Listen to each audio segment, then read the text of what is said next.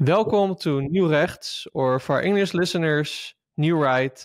My name is Daniel de Liever, and today we're going to talk about something we don't usually talk about, but it's more of the spirituality of the West. What do we have there? I think a lot of people, especially in the secular Netherlands, maybe don't think as much about this, but I think it will be very interesting to talk about. And I'm happy today to talk about it with Rachel Cohn. Thank you for being here today. It's great to be talking to you, Daniel. And for those that don't know you, because you're from Australia, you have done quite a lot. You're an author of many books that we also will discuss today. You are a commentator, broadcaster, a producer.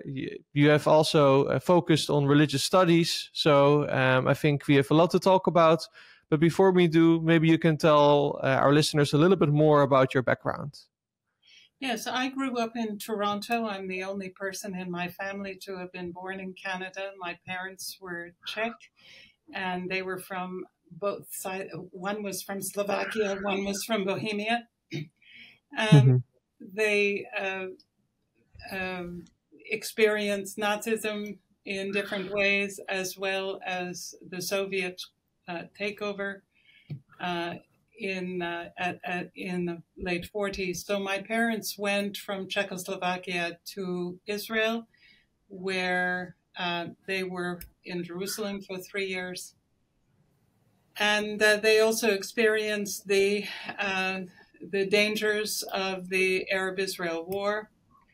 So they then went to Canada, and I was born there and raised there in a not very religious family, just I would say lightly religious, like so many of the families and friends that I made, immigrants from different parts of Europe.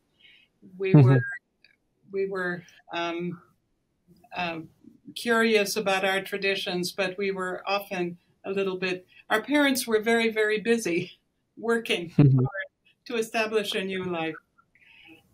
So I became more interested in Jewish life when I was really in my late teens and early 20s, because the Chabad movement became quite prominent, especially on campuses. And they afforded me a different experience of the tradition. And for those that don't know, Chabad is kind of, you could say, it's part of like Orthodox Judaism. It's well known indeed for reaching out, I guess, to other people, other Jewish people that are maybe not as observant, but just to give a little bit of a context for people that are not familiar.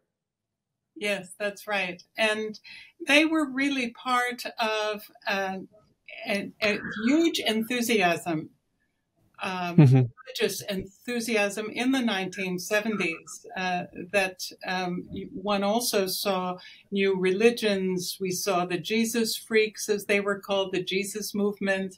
We saw a lot of cults. We saw gurus coming from India, and we also saw Buddhist monks. All of these new and novel expressions of religion were alive in the 1970s when I was first an undergraduate. And of course, it stimulated my interest in religion and its many manifestations.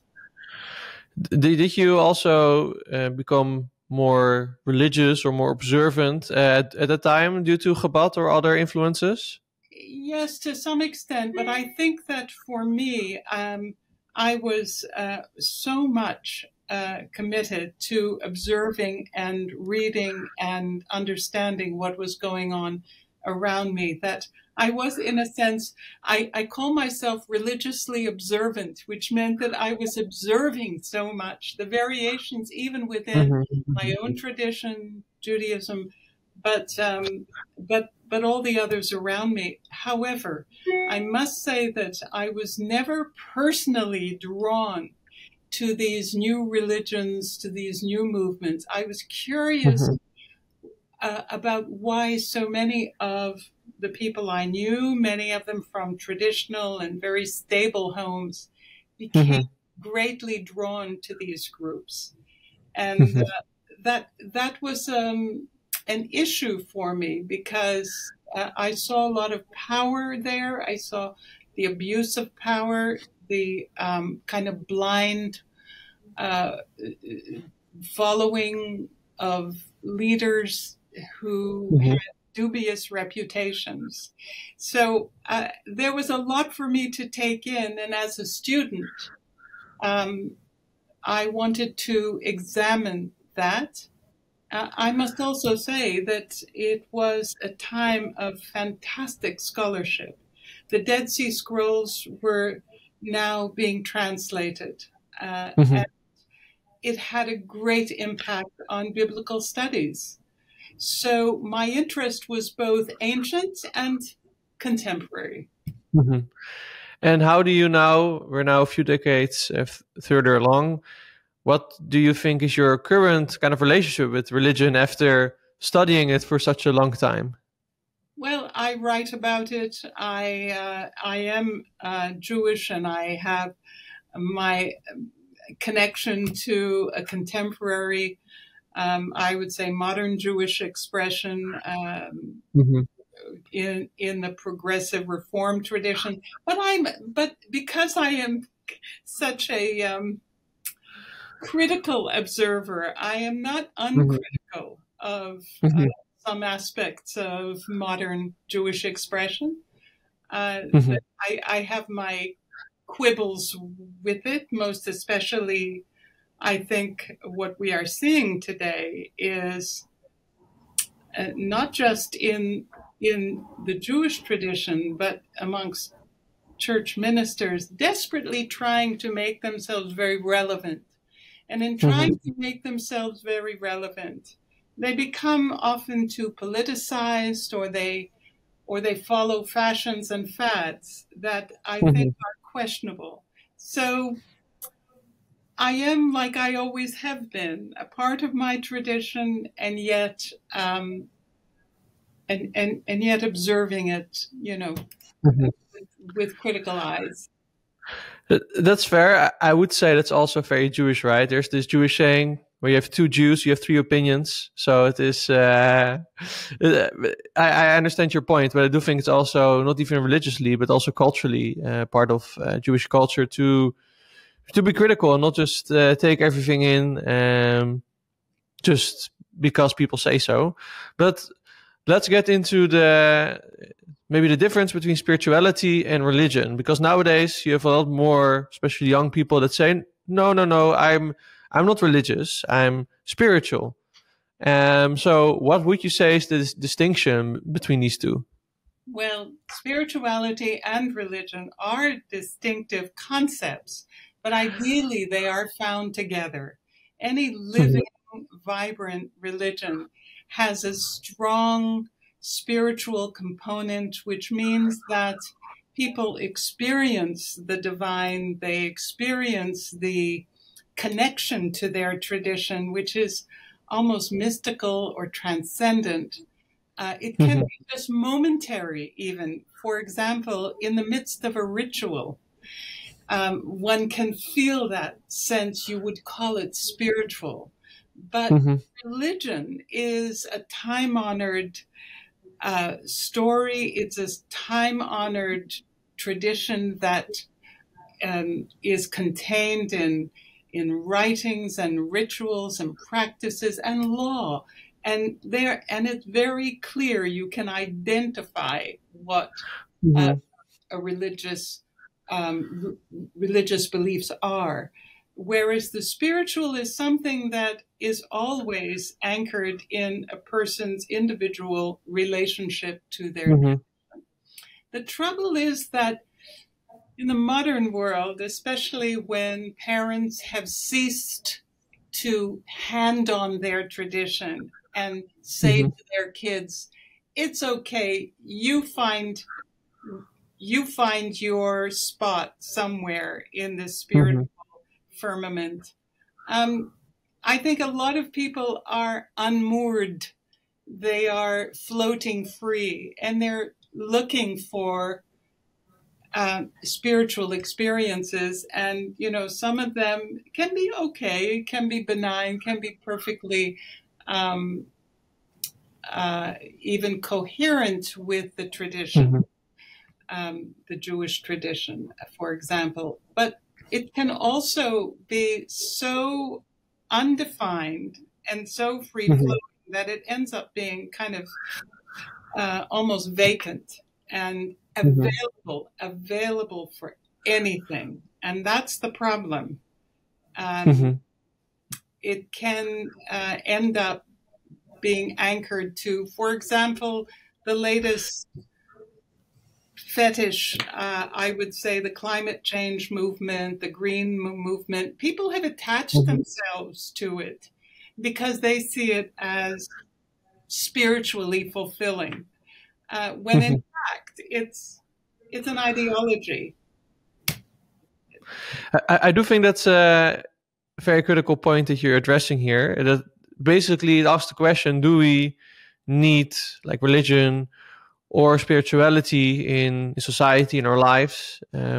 What you're getting at, and what I would also personally say, is that if you don't have any like religious or spiritual tradition, then people will cling to something else and make it their new like a religion or spiritual tradition, and that can be fine, or it can be problematic. And as you're saying with the climate movement, it manifests itself in a quite destructive way at times. Yes, in fact, G.K. Chesterton, the great English writer and critic, said it perfectly. When you don't believe in God, you don't believe in nothing. You believe in anything. And that's where a lot of people are at. They go from one thing to the next to the next. And the New Age, for example, because it was so novel and it had so many aspects to it, that was the perfect place for people who just describe themselves as spiritual. Because it meant they could go from one thing to the next, to the next, to the next, to the next, because the New Age is full of novelty things. Exactly. But what you hear nowadays a lot, and I think a lot of people's criticism with religion is, and I'm playing a little bit of devil's advocate here, I'm spiritual because, religion, it's all about hierarchy, about oppression of a few people that tell me what I need to do, when I just want to have whatever kind of spiritual relationship or experience, but I don't need these rigid traditions for that. I think that's very common what you hear nowadays among people, both people that believe in God and people that don't believe in God alike, that say that they're spiritual but not religious. Well, it's interesting you say that, Daniel, because when you look at a lot of young people today who say exactly that. Sorry. Yes. What's interesting is that they also, almost in a fundamentalist way, describe themselves as vegan, and they actually take on very rigid practices which they have self-imposed. And I think that, as you say, it's, well, we're human beings, and almost anything we do is open to abuse and is open to the possibility of extremism. That is true. I would also say that what I also hear a lot is, even if people would agree with you and see, okay, the alternative doesn't seem so much as a solution, then you still see that people, they cannot force themselves to become more spiritual or religious. They might just not believe in it. And to give an example of it from the Dutch perspective, the Netherlands was in 1950 the most religious country in Europe. And by 1990, it was among the least religious countries in Europe. So we went in 40 years, and it did not stop to radical change. And I think there are a lot of people around the West who might even want to believe in something bigger, but they just can't, because they are, as they would say themselves, I'm too irrational for that. Yes. And yet think about the people who believe in climate change. I mean, climate change is such a broad and indistinct concept. Well, Mm-hmm. change. What is that? Everything changes. Indeed, climate has always changed. So it's interesting that there is a powerful connection that people Mm-hmm. have made to an idea that is pretty mysterious. it's, Mm-hmm. it's and by the way, whatever scientists ever come up with to question it is Mm-hmm. cast aside, is disregarded as denial. It has very surprisingly kind of religious, I would say fundamentalist um, Mm-hmm. uh, uh, um, character. I would agree with that, and I think, especially, of course, if I look at the people that, for example, follow New Rechts, a lot of people might also agree with you on that, but they still might say, okay, I can see that this is a pseudo religion in itself. Doesn't mean automatically that I am convinced by the opposite, right? That's, I think, that's what a lot of people are, I think, find themselves in, is a struggle that they feel like they either just they don't fit anywhere in the spiritual sense, so to speak. Yeah, that's an interesting point. It's that's tough. That's why it's good to have these talk about it. But I'm also curious because when you talk about the ecology, also in your book, "The New Believers Reimagining God," you talk about also this ecological vision on the Bible. I'm curious if you can elaborate a little bit how this is related to the climate change. Yes, well, it's interesting that in the 90s, churches and various religious scholars were trying to, as it were, make the Bible relevant, quote unquote, to the modern age. The old ways, for example, to identify its moral teachings, seem to be out of favor. So a lot of Mm-hmm. ministers were trying to find ways to connect the Bible.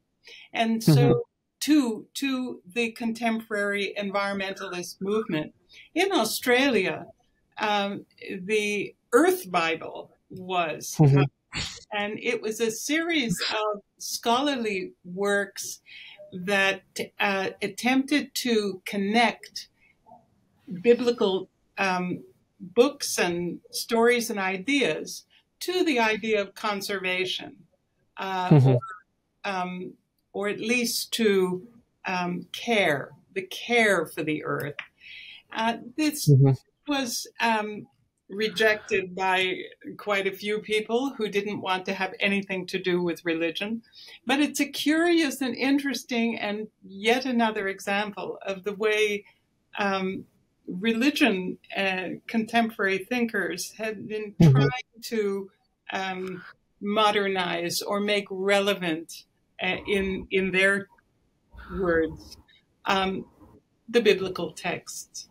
And very interestingly, even the opening Genesis account Mm-hmm. is quite extraordinary, really, that it begins with light and it is such a dramatic, almost, people were saying it's like the Big Bang, it just, there it is.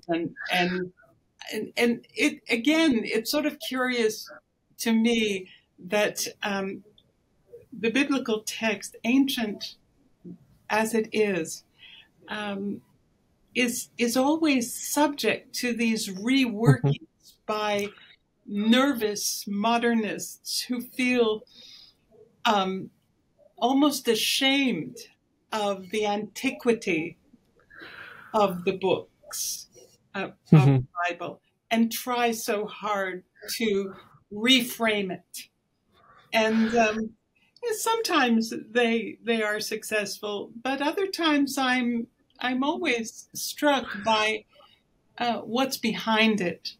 Why do people feel that the books themselves do not have enough to say to the human heart, to the human soul, and to society. I do think that's a good point, and that brings me also to another crucial one, where you in modern times you have this this, you could say, intellectual feeling almost, where people believe, people used to believe in the past. They weren't as advanced as we are, not only technologically, but also maybe morally. They had slavery. We don't. This is always the example that is used. So there's not so much we can actually take from the religious traditions. They're outdated, so to speak. What would you say in response to this, if we can actually still, for our morality, still learn things from these religious traditions? Yes, I mean, for example, I think, we often characterize the present as a scientific age, a secular age, a rational age. But, when, and therefore, is the Bible still relevant? If you look back just, 150 years, I would say that the mid-19th century was probably the most dramatic scientific age to have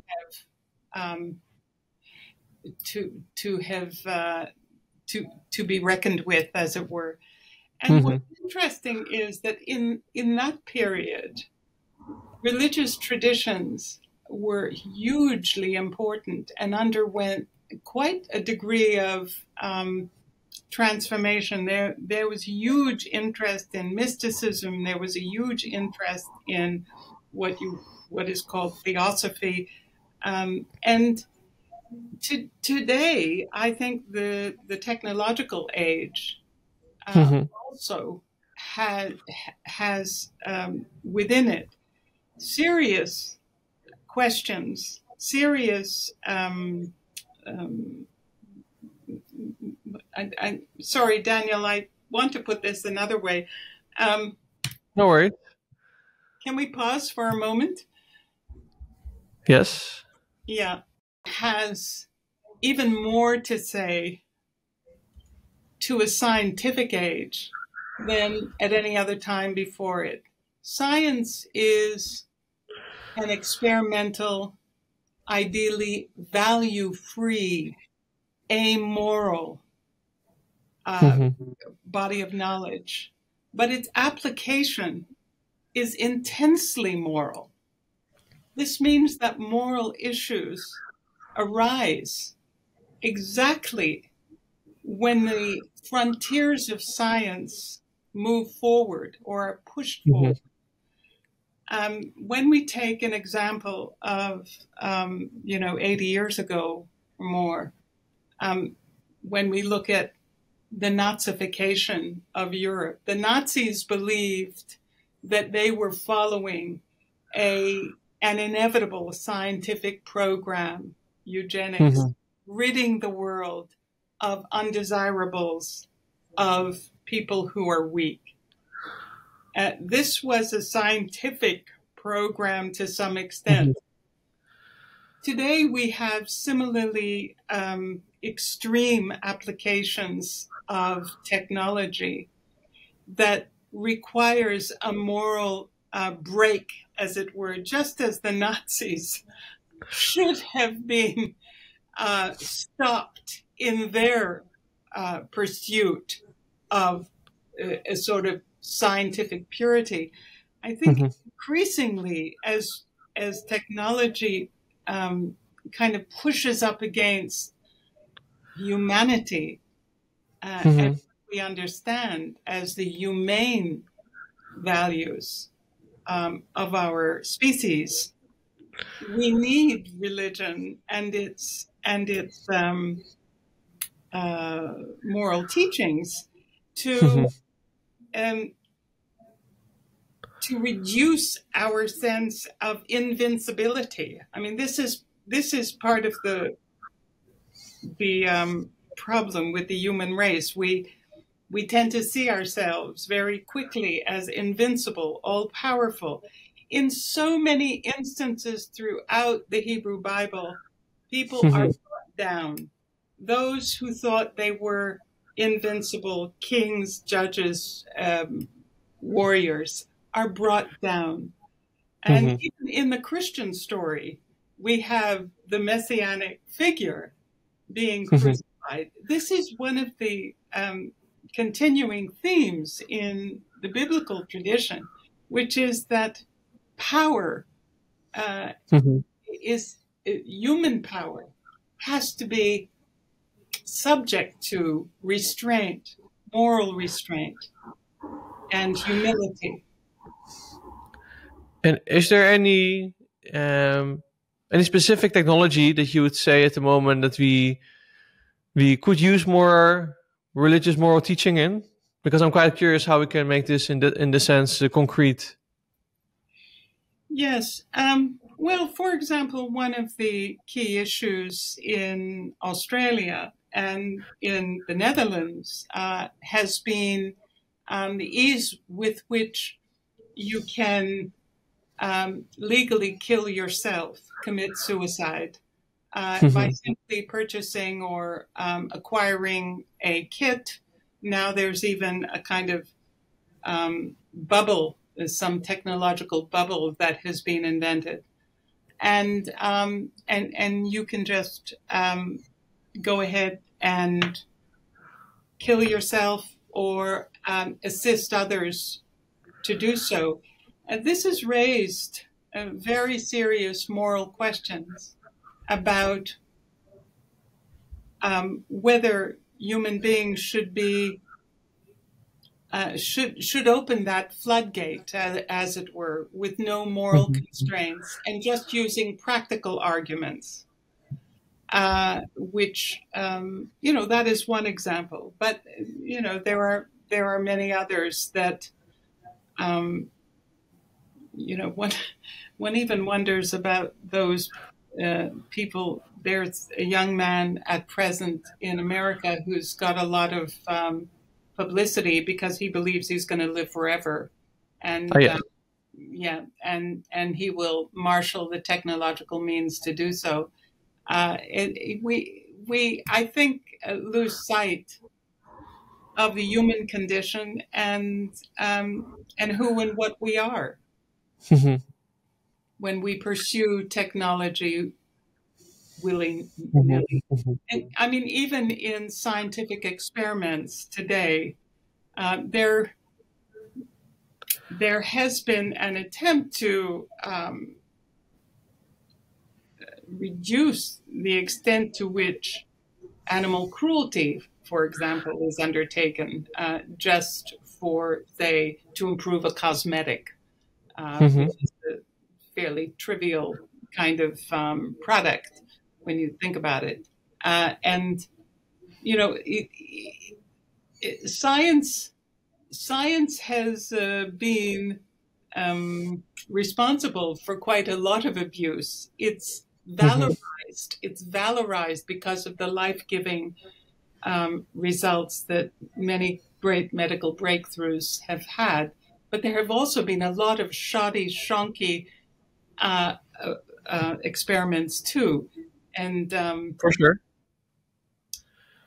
we have to keep an eye on those. That's a fair point. If you now, in a sense, summarize it, then I guess the point that you're making is that we do need some at least connection with religious traditions. If not, then people will find some pseudo-religion. And it's still relevant for today, but then we are at the point, because you also, in the other side of the story, you talk about reclaiming traditions. So the first question is, how could we actually reclaim some of the, let's say, important traditions? Because I see a lot of resistance there in many Western countries. Yes, well, that is the challenge. And I do think that because spiritual yearning is always part of the human condition, a percentage of the people who do want some order in their lives and meaning will find their way two traditions, but Mm-hmm. it's never going to be a panacea. That is, it's never going to attract everyone, and it's it's interesting when one of the if historically Mm-hmm. traditions sometimes reclaim parts of their past through research, through Mm-hmm. academic research. And it's interesting that when the Dead Sea Scrolls were published, well, slowly, it was a long, long process, and they Mm-hmm. were at first Catholic and then sort of secular, and then Jewish scholars, and they were all working together on many of these texts. Mm-hmm. Quite a few top-notch Jewish and top-notch Christian scholars were working together. And what was fascinating about that was how the Jewishness of Jesus Mm-hmm. was, as it were, um, recaptured by Mm-hmm. many Christians in the West, in particularly in America, in the English-speaking world. And it was interesting to see that because today, that kind of connection between Judaism and Christianity is quite important and is becoming more important because of the threats that Judaism and the Jewish people live with. Mm-hmm. And it is interesting to see who their friends and defenders are. Mm-hmm. And some of those are Christians who feel that that connection to the Jewish tradition is very important. It must be reclaimed and Mm-hmm. restated. I do think that's a good point. It also makes me realize if you talk about traditions being reclaimed, there's also in the West now an elephant in the room, and it is that there's also other religious traditions and predominantly Muslim traditions that also are being reclaimed, that are also becoming or claimed, depending how you want to define it. What would you say about the role, especially in the West, that now Islam is taking as the one of the largest growing religious groups that definitely seems to have a connection to their religious tradition? Yes, that is a very interesting and very important point because in the 1970s, Egypt and Malaysia and Indonesia, probably Pakistan, saw a great deal of modernism uh, in their societies and in their Islam. Mm-hmm. That changed through the influence of Saudi Arabia, and then the increasing interest in groups that were connected to the Muslim Brotherhood, which was a strong fundamentalist movement in the early part of the 20th century. So it's Mm-hmm. interesting that now what was a modern, what was what were modern Muslim societies uh, Mm-hmm. started to reclaim a much more rigid, more conservative, more orthodox, some would say fundamentalist form of Mm-hmm. their tradition. And that unfortunately is having is rubbing up against other groups in society, most particularly Jews and also Christians, Mm-hmm. who, by the way, are persecuted now quite considerably in Muslim majority countries. So that Mm-hmm. reclaiming of a tradition is not always a good thing. It may look like a really good thing to the people who want to experience that, but step back in society as a whole, the bigger picture. Of course, we have seen a rise, quite a considerable rise in anti-Western sentiment. Some of Mm-hmm. this led to violence and terrorism.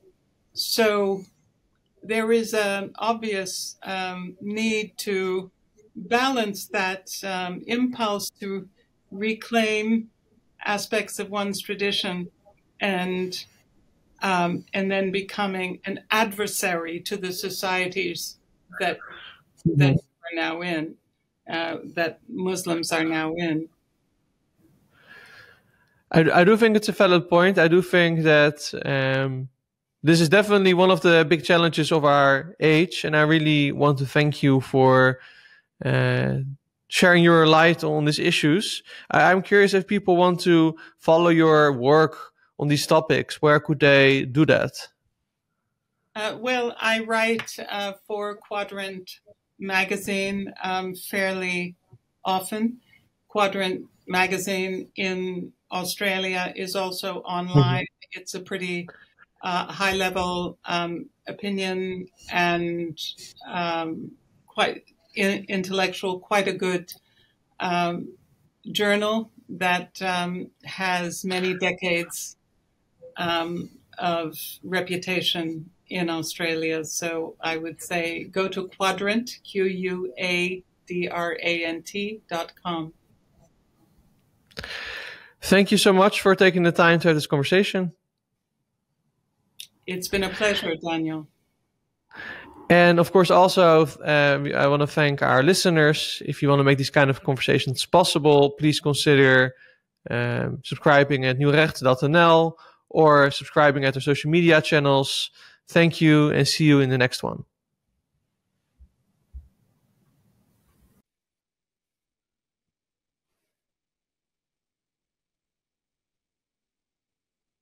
Yes.